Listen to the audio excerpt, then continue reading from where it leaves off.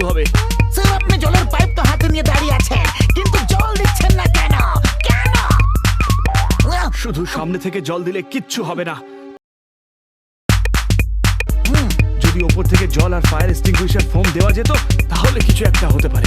আমি এই পাইপটা গুটিয়ে রেখে দিচ্ছি, ততক্ষণে আপনারা উপর থেকে জল দেওয়ার কোনো ব্যবস্থা ভেবে দেখুন।